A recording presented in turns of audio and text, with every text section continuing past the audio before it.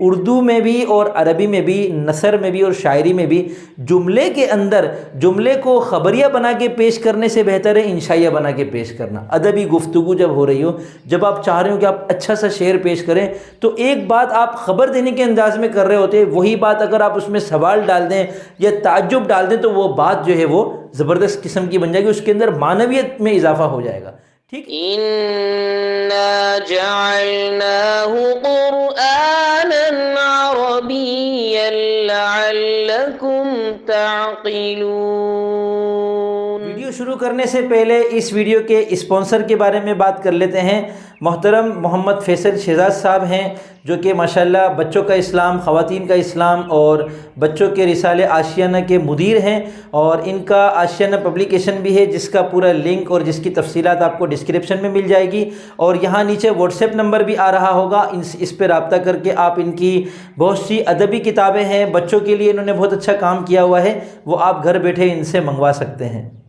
جملہ انشائیہ کی پھر 10 قسمیں بنتی ہیں، اس کو میں آسان کر کے بتاتا ہوں، 5 آسان اور 5 مشکل۔ جب ہم 5 آسان کر کے یاد کر لیتے تو 5 مشکل، وہ صرف 5 رہ جاتے ہیں۔ اگر آپ ان کو الگ الگ نہ کریں تو آپ کے لیے 10 کے 10 مشکل ہوتے ہیں۔ تو 5 آسان اس میں ہے: امر، نہیں، استفہام، تمنی، ترجی۔ دیکھیں، امر کا مطلب ہے کسی کام کا حکم کرنا جس سے آپ کھڑے ہو جاؤ، نہیں کا مطلب ہے کسی کام سے منع کرنا، مطلب آپ کھڑے مت ہونا یا آپ بیٹھنا مت، اور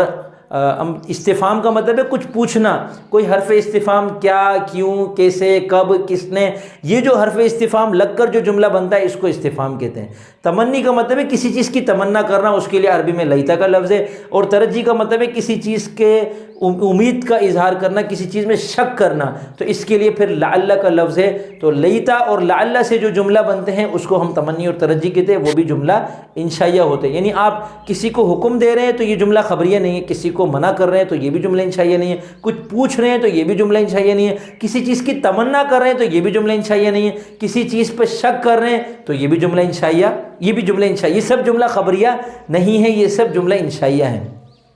جملہ انشائیہ کی 5 مشکل قسمیں جو آپ کو اب یاد کرنی پڑیں گی، ان کے پہلے نام یاد کر لیں: عقود، ندا، عرض، قسم، تعجب۔ عقود، ندا، عرض، قسم، تعجب، ان 5 کے نام آپ یاد کر لیں گے تو یہ 5، ان کو ہم کہیں گے جملہ انشائیہ کی 5 مشکل قسمیں۔ لیکن چونکہ صرف 5 ہیں تو 5 مشکل نام یاد کرنا آپ کے لیے کوئی مشکل نہیں ہے، ٹھیک ہے نا؟ تو 5 مشکل کو کیسے پھر آپ سمجھیں گے کہ عقود کا مطلب ہے کسی چیز کا معاملہ کرنا۔ میں آپ کے ساتھ خرید و فروخت کر رہا ہوں تو میں آپ کے ساتھ کوئی معاملہ کر رہا ہوں، کوئی لین دین کر رہا ہوں، میں آپ کو کہہ رہا ہوں بھائی میں نے آپ کو یہ چیز اتنے میں دی۔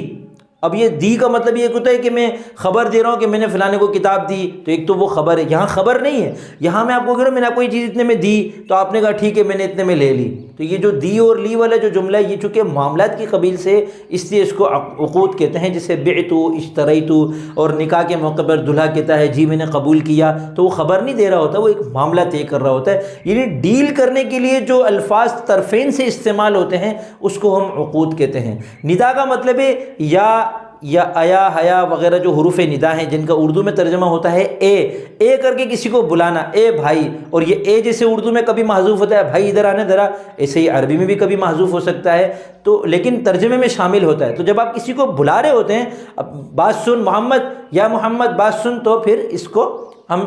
ندا کہیں گے۔ ندا کا مطلب ہے کسی کو پکارنا، ٹھیک ہے، جس کو پکارا جا رہا ہوتا ہے اس کو منادا کہتے ہیں۔ اس کا پھر الگ آگے پوری بحث آتی ہے، حروف ندا کتنے ہیں اور منادا کی جو مرفوع منصوب اور مجرور ہونے کے اعتبار سے کیا حکم ہے، وہ پھر حروف کی بحث میں ہم اس کو سمجھتے ہیں۔ تو یہ دوسری چیز ہو گئی 5 مشکل میں سے ندا۔ تیسری چیز ہے عرض، کسی کو، عرض کا مطلب ہے کچھ پیش کرنا، ٹھیک ہے نا، اور اس کا یہاں مطلب ہوتا ہے کسی کو کسی چیز پر ابھارنا، برانگیختہ کرنا، آمادہ کرنا، تیار کر، بھائی تم یہ کام کیوں نہیں کر لیتے ہو، یار تم نماز کیوں نہیں پڑھتے ہو، اللہ کے بندے اتنے موٹے ہٹے کٹے ہو، روزہ کیوں نہیں رکھتے ہو، اللہ کے بندے اتنے جوان ہو تم خود کیوں نہیں کما لیتے، بھیک کیوں مانگ رہے ہو۔ تو یہ ہم کسی کو جب کسی کام پہ ابھار رہے ہوتے ہیں، تیار کر رہے ہوتے ہیں، تو اس کو عرض کہتے ہیں۔ اور قسم چوتھی چیز ہے، مشکل میں سے چوتھی قسم قسم ہے، مشکل میں سے چوتھی قسم قسم ہے، لیکن یہ قسم بہت آسان ہے۔ آپ کسی کی قسم کھا رہے ہو،